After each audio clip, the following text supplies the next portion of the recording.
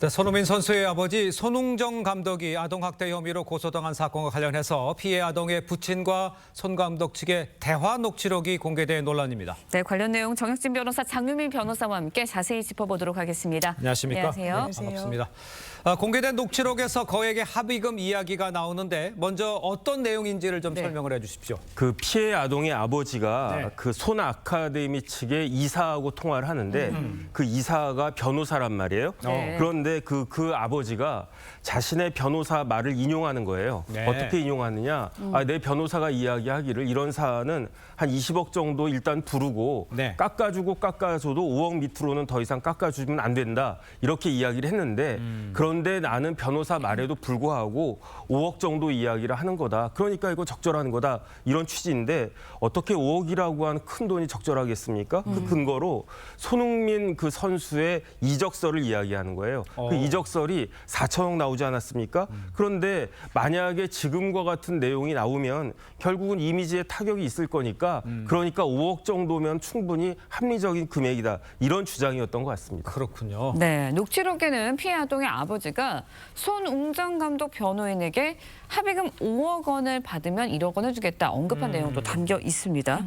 상대방의 변호사를 회유하는 내용인 것 같은데 이런 부분은 뭐 법적으로 문제가 되지 않는 건가요? 어떻습니까? 만약에 실제로 이루어졌다면 변호사가 문제가 되고요. 이걸 주겠다고 제안한 피해자 아동의 아버지한테는 좀 문제가 안 될 수 있습니다. 그래요? 예, 예. 왜냐하면 변호사법이 네. 본인이 수행하고 있는 사건의 상대방으로부터 어떤 이득을 받으면 안 된다라고 되어 있습니다. 그러니까 변호사는 만약에 그런 행위를 받거나 실제로 받거나 요구 약속했을 때 7년 이하의 징역 또는 5천만 원 이하의 벌금형에 처해지는데 예. 다만 뇌물 같은 경우에는 주고받은 사람이 모두 처벌을 받잖아요. 네. 근데 이 변호사법에서 규정하고 있는 이 해당 규정을 보면 변호사가 받았을 때는 법적 처벌 규정이 있지만 주겠다고 이야기를 하거나 실제로 준 사람에 대한 처벌 규정은 없어서 이 부분이 또 입법 공백 아니냐 이런 비판이 나옵니다. 알겠습니다. 네.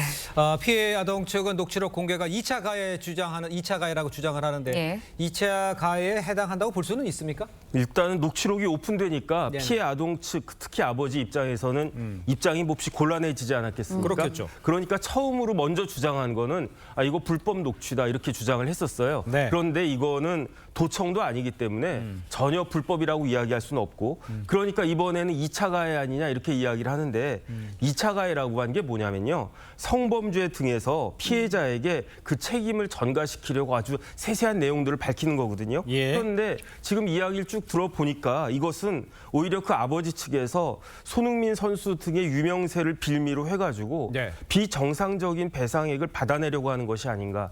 솔직히 말씀드리면 저 개인적인 사견이지만 네. 이거는 오히려 그 피해 아버지가 공갈죄에 해당할 수 있다라고 저는 판단이 되거든요. 네. 그러니까 자신의 굉장히 불법적인 그런 행위를 2차 가해라고 하는 이런 개념을 내세우면서 변명하려고 하는 것이 아닌가 매우 부적절하다고 저는 생각합니다. 네, 그러면 이제 해당 녹취록이 이번 이제 해당 사건에도 네. 어떤 영향을 줄지도 관심이거든요. 맞습니다. 일단 아동복지법상 아동학대 행위는 이미 발생했고요. 그 예. 이후에 어떤 합의를 보는 과정 중에 있었던 뭐 대화 네. 내용들이 상당히 논란이 되고 있는 건데 네. 사건 자체에는 영향을 주지 않겠지만 다만 피해자가 있는 범죄에는 피해 회복 여부, 그러니까 합의 여부가 상당히 중요합니다. 그리고 그 합의라는 건 금전적으로 회복될 수밖에 없는 성격이기 때문에 예. 합의를 봐야 손흥정 감독이 재판에 넘겨졌을 때 양형의 참작 사유로 작용하겠지만 예. 합의를 못 보는 경우도 저희 굉장히 많습니다. 맞아요. 그렇다면 이 못 본 게 나의 의지는 있었지만 상대방이 무리한 요구를 했다든지 이런 또 정황들을 재판부에는 현출시키기 마련이거든요. 네. 그런 점에서 의미가 있다고 하겠습니다. 알겠습니다. 네. 자, 다음 이야기도 빠르게 좀 해보도록 하겠습니다. 농구 선수 허웅 씨가 최근 전 여자친구를 고소한 사건 관련해서 허 씨와 전 여자친구 사이에 진실 공방이 이어지고 있죠.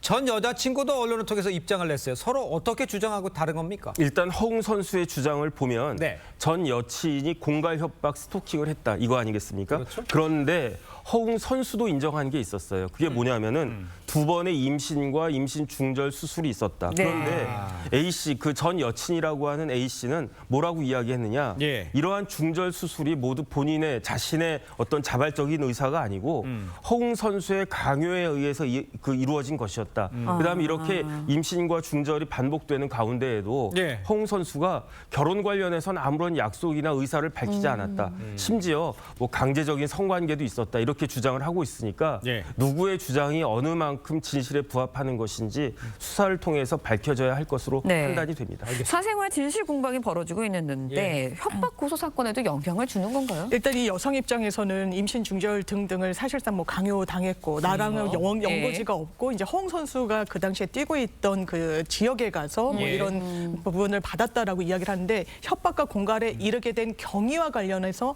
어떤 정황으로는 수사기관과 재판부가 좀 판단할 여지가 있습니다. 알겠습니다. 알겠습니다. 자, 두 분 말씀은 여기까지 듣겠습니다. 고맙습니다. 고맙습니다. 감사합니다. 아,